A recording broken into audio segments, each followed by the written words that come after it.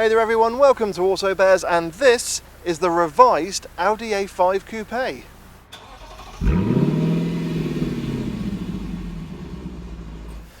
Now before I start the review, I just want to note that this particular A5 is kind of a launch car from Audi, so it has got some options that you can't get on the S-Line, mainly the heads-up display. But as always, any options I've got on the car are in the description below, and if you've got any questions about the options on this particular car, of course put them down in the comment section below. But now that I got that out of the way, let's crack on with the review. In 2007, Audi brought out the Mark I A5, and it was a phenomenal hit for the German brand. Finally, buyers could now choose either a BMW, Mercedes or Audi big four-seater coupe, and it really did win fans over. Now in 2017, the Mark II came out, and Audi were very much on the emphasis of, well, if it ain't broke, don't fix it. Hence why it looks very much like the Mark I. And now for 2020, there is the Mark 2.5. So we've got some extra revisions to the exterior and interior, and I've had this A5 for a week, and I'm going to let you know what it's all about. When it comes to styling, I'll be absolutely honest, I've always had a sweet spot for the A5 Coupe. It just looks really Germanic and elegant, but without being too boisterous, like a 4 Series Coupe, and is a bit more gentleman-like and masculine than a C Series Coupe. Now, granted, I've not seen the new Beaver MW 4 Series Coupe, but I am going to reserve judgment until I see it fully in the metal. Granted, I just called it the Beaver MW 4 Series Coupe, so apologies BMW, I just wanted to get a cheap laugh out of it. But the fact of the matter is, I think only the eagle-eyed amongst you will be able to tell the difference between the Mark II and this Mark 2.5 A5. Now yes, there have been revisions to the front and rear bumpers, we got new lights and tail lights, and also the interior, as I mentioned, has had a bit of a tweak as well. But it still looks really lovely and elegant, and again, it's got a great presence about it. But you know what? Click up in the top right hand corner and let me know what you think is the best German 4-seater executive coupe. Is it the A5 Coupe, the 4 Series Coupe, or the C-Class Coupe? But again, as I mentioned earlier, if it ain't broke, don't fix it, and Audi have definitely stuck to their guns with that ethos. But you know what? I think it's time we stop looking at the outside of this A5, but I will mention one thing before we do. If you look at the rear, we've actually got real exhaust pipes, so I think Audi have been listening to some of their customers. Okay, granted the actual openings seem to be overcompensating for something, but if you look inside you can see exhaust pipes that are real, so that is a blessing. But anyway, that's enough of the outside, let's have a little look at the inside. Sat in front of the Audi A5 Coupe, you are greeted by a very lovely and very Audi-like cockpit, and that's no bad thing. So of course, this being a coupe, it does take a little bit of ducking your head under to get in and out of the car, but the doors themselves are nice and big and open very wide. They have got a bit of weight to them as well, so they do feel like a sturdy bit of metal when getting into the car. And then once you're sat in the driver's seat, you find the seats themselves have got plenty of comfort and adjustment to them. They even hold a big bear like me in place, and on this S-Line they do come with electrical lumbar support. The steering wheel as well has got both rake and reach adjustment, so again the perfect driving position is easy. Also, I've had passengers sat in the car that are over 6'3" tall, and they've had no problems getting comfortable in the A5, whether it be the driver's seat or the passenger seat. So that kind of again gives the impression that this is quite a big car. Of course it is kind of based on the A4. And then next we got interior quality, and if you remember last year I had the Audi Q3 Sportback, and I was a little bit disappointed by the amount of hard plastics throughout the cabin. There is no such complaint with the A5. The quality in here is absolutely lovely. So we've got soft touch plastics on top of the dash, on the centre section here, on top of the doors as well, and on things such as the door handle. Also, on the insert of the door we've got Alcantara, and it is just really lovely stroking the furry wall in here. Cubby spaces are really good in here as well. We've got some decent sized door bins. Now they're not lined with any fabric, but they have got rubber bases to them, so if you do chuck any loose items in there, they might make a little bit of noise, but not as much if it was just all hard plastic. Then we've got the little space here underneath where the light switch is, which it tends to be on VW Group products like a small little place to put a wallet or something, but on this A5 Coupe there is a huge amount of space in there, and what I love is it is again lined with fabric like other cars as well in the group.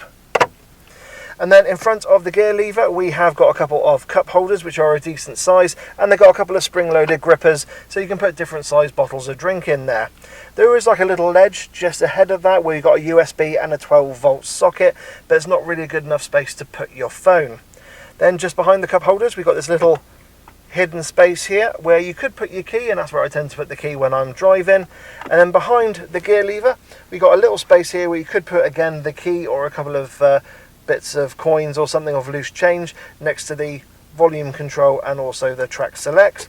And then underneath the armrest we have got some wireless charging, and we've got a USB-C input as well, and a couple of bits of space for like putting some pens and stuff.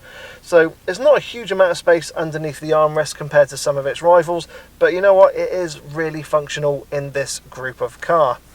And then finally we have got the glove box, which is of a decent size. I mean, the actual book pack itself takes up a bit of room, but it is lined with fabric again, so any loose items are not going to make any noises.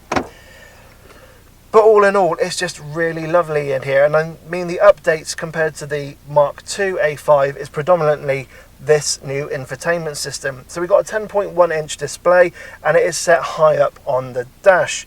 Now, gone from the Mark II is the actual little MMI wheel that we used to have here, which means you could operate the infotainment system without having to take your eyes too much off the road, but actually just kind of using that scrolling thing, not unlike the BMW iDrive system. And now that that's gone, that does mean you have to go through it using your fingers and the touchscreen system, which can be a bit distracting, especially when you're on the move. But as a nice kind of compromise, the actual screen itself is really clear. It is actually very intuitive as well. And you've got things such as Apple CarPlay and Android Auto, which really do help. Then in front of the steering wheel we've got the virtual cockpit, which a lot of people now are used to on Audis. Now this kind of feels like an updated version, so it is still the same 12.3 inch display, but whereas before on other Audis you get a couple of LED light bars that show you things like engine temperature and fuel gauge, they're now gone and it's all incorporated into the screen. It's really clear and easy to read, especially when on the move, and navigating in the menus is nice and easy using the left hand side of the controls on the steering wheel. It's, yeah, personally a lot better than I think than the BMW system, and I've not really had a chance to experience what Mercedes have, but I really do love what Audi do with their system. And then underneath the new infotainment system we've got some, yes, physical climate control buttons, and it's very Audi TT like because the temperature comes up in the middle of the temperature dial, and then we actually got these lovely touch sensitive buttons here to go through the various menus when you want to kind of switch where the direction of the airflow is, or up the power of the air conditioning. And then just below that we've got a couple of extra buttons doing things like your engine start stop, drive mode select, and front and rear parking sensors. And then just behind the gear lever we have got the electric handbrake and also an auto hold function, which is lovely. And again, on this car I have got some optional extras. So I have got this lovely sunroof, so please bear with me whilst the train goes past. Now that is an expensive option, but of course it's down in the description below if you want to go for it. And you know what, it does add an extra bit of light into the cabin, which is very nice because there is a lot of dark material in here. And then we have got the head-up display, which again is an optional extra on this car, although I don't think you can spec it on the S-Line, but it is standard on the Vorsprung. So all in all, it's just really lovely sat here in the front of the A5. I love these seats. They are part leather and part Alcantara and are incredibly comfy. And if you are doing any kind of long journeys, you can extend the base of the seat so it can give you a little bit of extra under leg support. So that is very handy if you have long legs. And if you have, please don't put them in the comment section and rub it in for me. I love my short, stocky hobbit legs. But all in all, this is absolutely lovely, and I think it's now time I do some proper motoring journalism for you guys and sit in the back of this coupe. Sat in the back of the A5 coupe, it is clearly suitable for children and not adults. So firstly, that driver's seat is set to my driving position. I'm 5'7" tall and 5'7" wide, and knee room is actually not too bad. I can get my legs fitting quite comfortably in here. However, headroom for myself is actually pretty bad. I am rubbing my head against the ceiling and I am feeling quite hunched and claustrophobic. So again, it is definitely suitable for children rather than adults. which is a shame because it's not devoid of features back here. In terms of storage space, we got our own dedicated cup holder here on the outer parts of the seats and a little bit of extra storage space. We have then got some cup holders that come down with the armrest, which are and a little bit of extra storage space. There you go. And we've also got the airplane style pockets on the backs of the seats. So in terms of features, it's actually not too bad back here. Also, on the back of the armrest, we have got tri-zone climate control, so you can actually adjust your temperature back here. And we've also got 2 USB charging ports, as well as a 12-volt socket. So any kids back here can easily charge their mobile devices. Also, what is a nice added bonus is that you can actually get the centre part of the seat to come down if you want to load any long items like skis and stuff. But it's just a shame that it's not quite big enough for adults, but then again, these type of cars tend not to be. They are more suitable for children. I know I've said that for the 3rd time, but I'm just kind of reiterating the point. Now, you have got ISOFIX supports on the outer parts, or on the outer seats here. Then again, this is a 4-seater, not a 5-seater. And in typical Volkswagen Group style, they do come with little clips, so it is easy to lose those when affixing a child's seat. However, I have noticed that there are a couple of little supports on the front passenger seat, so there could be a possible ISOFIX support on that seat, although there's no little icons to let you know that it is. But all in all, if you really want more space on here, then I'd recommend going for the A5 Sportback, because that is a dedicated 5-door and has that hatchback rear end. Now, speaking of the rear end, I think it's time we look at the boot space of this A5 Coupe. Opening the boot of the Audi A5 presents you with 450 litres of space, which is actually really good for a car in this class. It's not far behind the likes of the Audi A4, on which the A5 is based. Not only that, but the opening is nice and square and easy to load items such as suitcases, or if you're that way inclined, a bag of golf clubs. And it's not devoid of features either. We have got the storage pack with this particular car, which gives you the additional netting, and as you can see here, is really good at keeping my pizzas in place. Yes, of course, you can see where my priorities lie. But not only that, we have got some sturdy tethering hooks. We've also got the 12-volt socket, and as you can see, we've got the first aid kit and high-vis jacket. Now, under the boot floor, it does look like you could get a space saver spare wheel in there, but in fact, all the A5s and A4s now do come with mild hybrid technology, so that is a little bit disappointing. But if you want any additional practicality, you can of course get the seats down with the pull of a lever. And what I love about the A5 is that you can actually get the centre section down, so you can load long items through into the car area. So it is actually a really versatile cockpit, and I was pleasantly surprised by it. And another thing I really love actually standing at this angle is just seeing that lovely crease going all the way down the side of the A5. It's really nice to see in your wing mirror as well. But anyway, I think that's enough of looking at the practical side of the A5. Let's take it for a drive. So once you get driving in the new A5, first impressions are really good. I mean, it is an A5 after all. It just feels incredibly comfortable, and I know I could do a huge amount of miles in the A5 and come out nice and relaxed at the other end.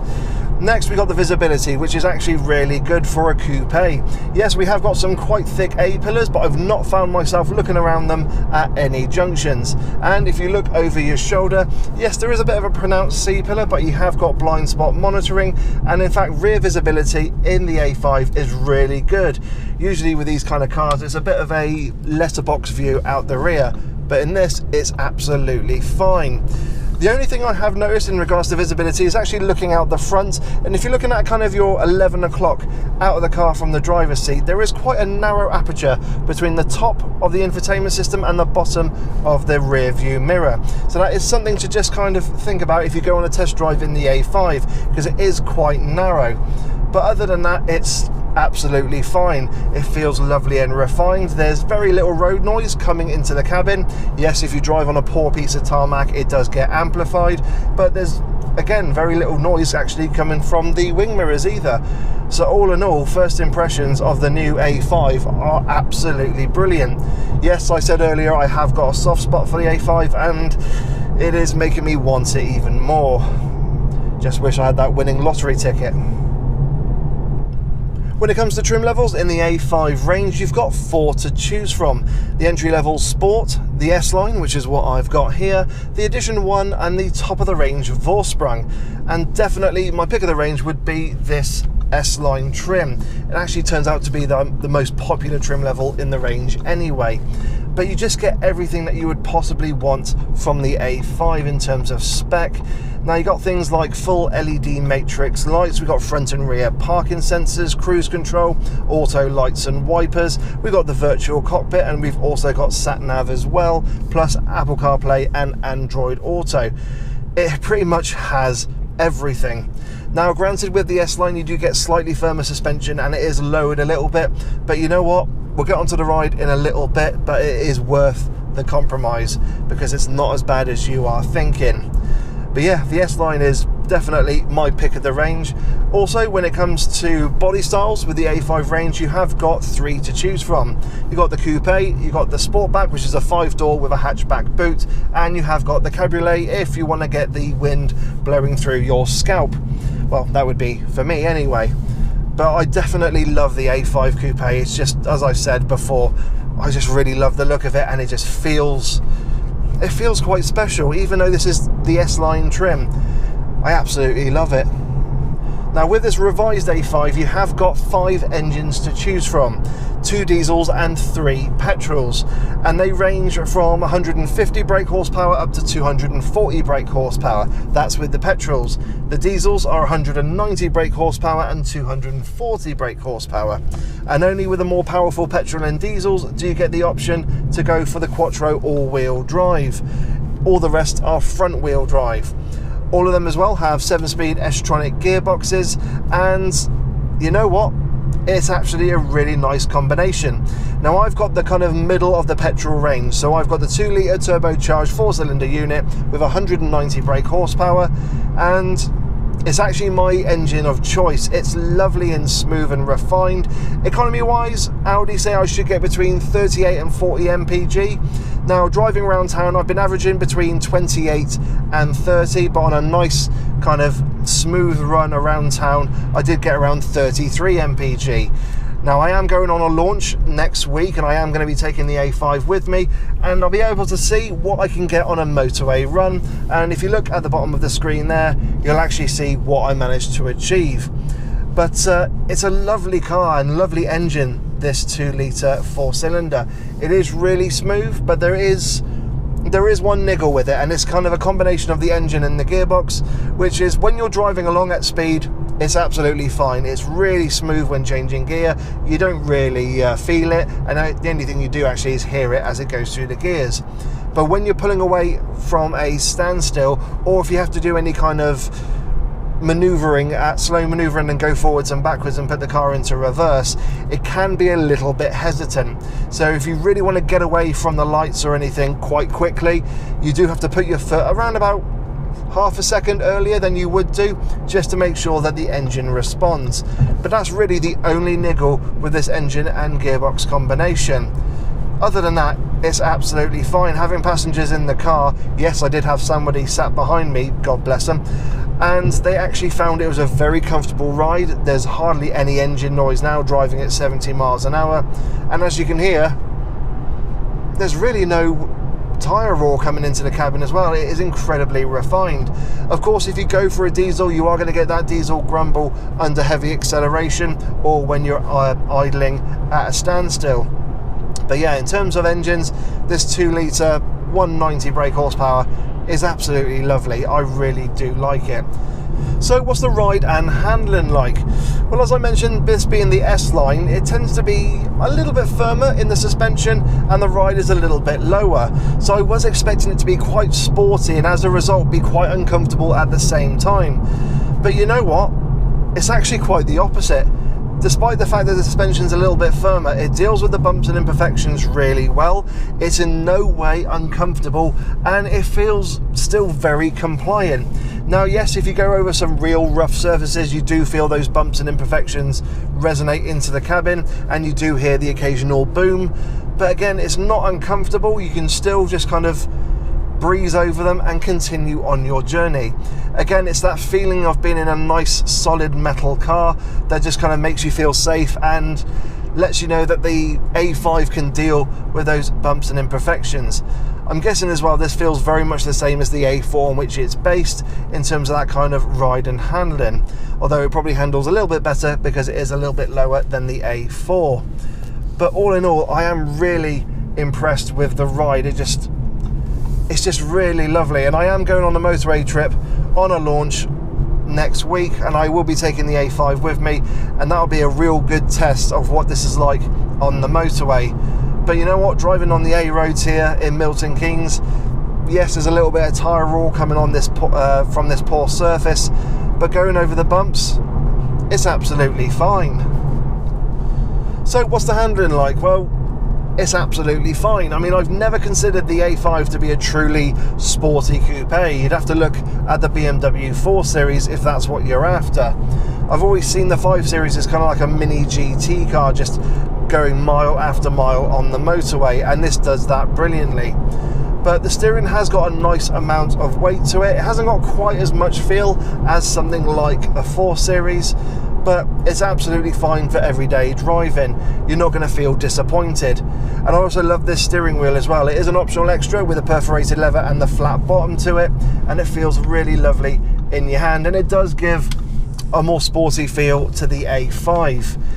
But yeah, in terms of handling, it's absolutely fine. As I go around this roundabout, very little in the way of roll, and it feels very composed, even though it is front wheel drive. Of course, if you want any added grip, you can go for the Quattro versions, but they have to come with the higher powered engines. Personally, save yourself a little bit of money and just stick with the front wheel drive. You're not going to be disappointed. Now, as I mentioned earlier, one of the main changes from the Mark II A5 is this new infotainment system, and it is lovely and crystal clear. The only thing is, because they got rid of that little rotary dial on the infotainment system, it does mean that when you want to go through the menus and everything, it is touchscreen only, which is a little bit fiddly if you are driving, especially with the sat-nav if you want to put your own destination in or put something like a postcode in. And some of the icons as well, particularly when you've got Apple CarPlay going, are quite small. So again, it's quite fiddly to press when you're on the move. I find the key thing to do is kind of rest your hand on top of the infotainment system and just kind of press as you go. Now, there are some nice unique features. So if you are using the Audi sat-nav system, you can actually type or write where it is you want to go, and it will recognise the lettering and everything. But all in all, it's just not as good as BMW's iDrive system, which has that ability just to use that wheel and kind of scroll through the menus whilst you're driving. It is less distracting. Another one of the upgrades with the infotainment system is you have got that connectivity where you can use your phone to lock and unlock the car. You can also send routes and stuff straight to the sat-nav system. But what I like as well is, as you're kind of going through the menus, is you can look at things such as the weather, which has been perfect when I've been needing to film the A5, because being a typical British summer, it's not really been the most consistent of weather. So that's great that you got that feature there, and you can kind of see what the weather's going to be like and where around the country. So in terms of connectivity and what you can do with the infotainment system, it is absolutely brilliant. Again, I'm just a little bit disappointed that they've taken away that usability when you're driving by having that little rotary dial system and replaced it with a little pouch of which you can put your key. So when it comes to little niggles in the A5, I've only come across a couple of them, but of course I wouldn't be doing my job if I didn't tell you. So the first one was that kind of accelerating away from a standstill. I would like Audi to kind of have a tweak with the ECU, with the gearbox and the engine, to just make it a bit more responsive when pulling away from a junction. The next thing I would like them to just look at is moving this volume knob, which is here on the center console. It's just kind of it's in the wrong place. I mean, if it did still have the old MMI system, then yes, you can imagine it being next to it, but it's just on its own, and it does look out of place. The next thing as well is the virtual cockpit. Now, I absolutely love it. It's clear as anything, and it's arguably the best in its class. But in order to kind of take those two little LED bars that they had on the previous version of the virtual cockpit, they've integrated them into the screen, but they've put the fuel gauge in a really weird position. So if you're driving along and you press the view button and you've got two big dials, so it looks quite conventional, the fuel gauge is right in the middle of the left dial where the rev counter is. That's absolutely fine. That's where I would expect it to be. But when you press the view button again and make those dials smaller, the actual fuel gauge kind of turns into a little box, and it's just on its own in this box. Now that's fine when I've got it set to the driver display and I can see all the driver data. It doesn't seem to be out of place. But if you're going through and you put on the Google Maps, for example, it actually looks out of place. It looks like they kind of not thought about where to put it. So that is something I would like Audi to possibly look at addressing, perhaps for the next generation, or just with a little bit of an update.